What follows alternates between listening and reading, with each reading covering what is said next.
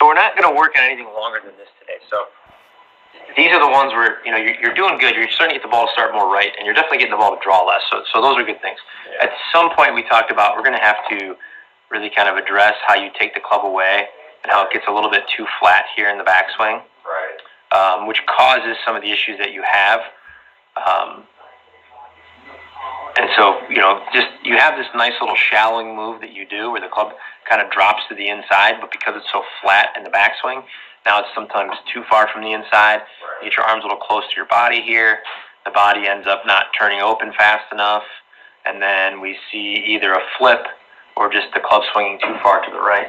But the previous swing that you did, the follow-through was about as good as it got. So here's the shot you just hit prior, where now you're starting to see a little bit more of this kind of everything lining up at impact, not so flippy, right. And then the body turning through at a much better rate. I mean, this is about as good as it gets into the follow-through. Now, being able to create that with your full swing is going to be the difficult objective, but right. Today we're going to just keep working on those feels and keep giving you ways to start the ball more to the right and get the hands more forward. So the sensors are starting to read a lot of tilt in the shoulders and very open in the shoulders.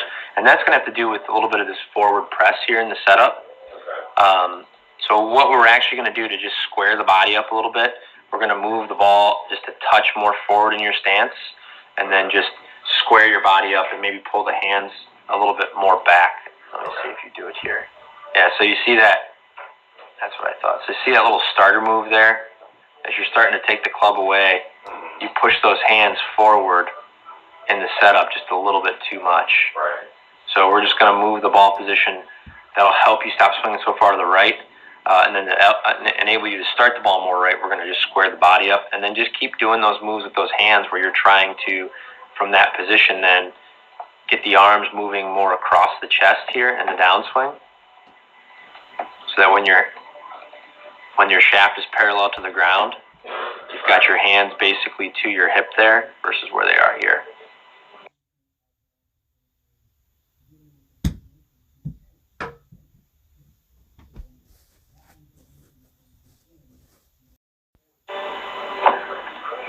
So from the top of the swing, even on these little swings, your arms are still just a little bit lagging behind where they should be. Right? That handle position needs to kind of close that gap. So I did the little pump down, and now as I'm swinging, you're going to see there's the sequencing we're trying to create where that left arm moves across the chest a little bit more and you get your hands forward. When we put in where you're at with the drill, right, there's the setup a little bit better with the ball off the left ear instead of off the left eye. Right? Maybe adjust the hips, but that's okay for now. But now as you're swinging down, we're trying to move laterally as we move our arms in sequence with our body. So it's going to help you get the hands more forward if you can create that sensation and keep the club on plane. And then, like you talked about, we need those turns to just start opening a lot faster. So that's the sensation you're trying to feel. So now let's just see some practice swings and really exaggerate the follow-through. So you're doing the drill in between shots, right, and just sensing the arms. So turn back so the arms go in a little bit, and then pump the arms down, and then try to make that swing with that exact sensation.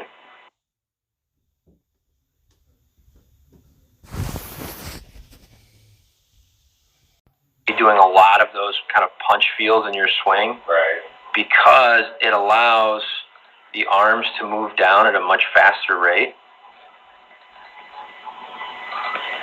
So that's what we want to see coming into impact, that close that gap down.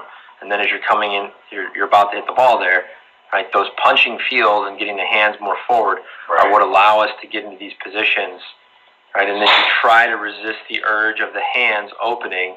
Now you rotate perfectly on the way through and you get your shoulders much more open versus where we first were last week starting this. So it's just training that feel enough times. And so there's your impact last week.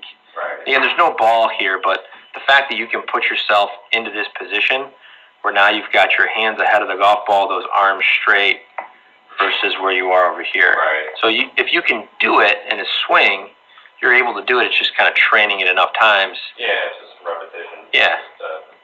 now that I know what that's supposed to feel like, I just need to ingrain it. Yeah, exactly. And we just kind of give you the feel. We watch what happens when there's a golf ball in there. Again, much better with the arm structure here prior to impact, right, where your right elbow is kind of more tucked in.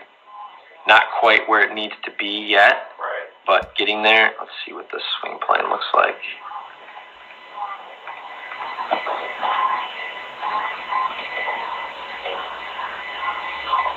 Yeah, so now as you're swinging down again,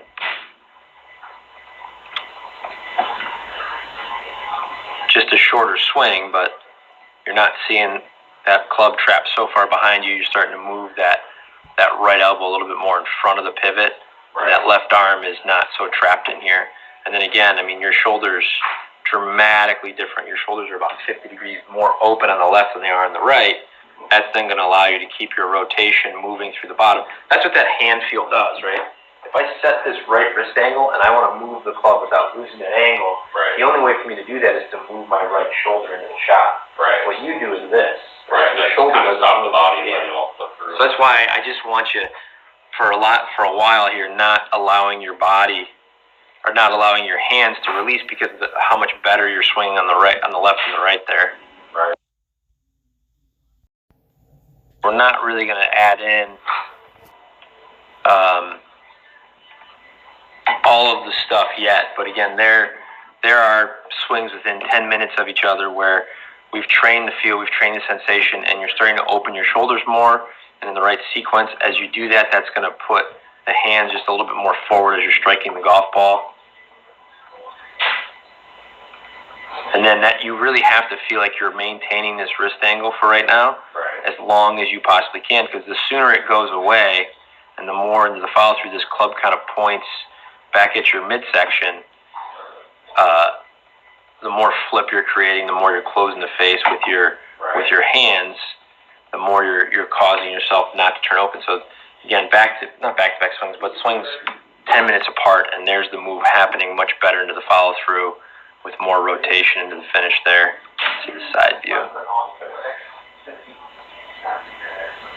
Yeah, so arms moving back in front of the chest with more rotation again.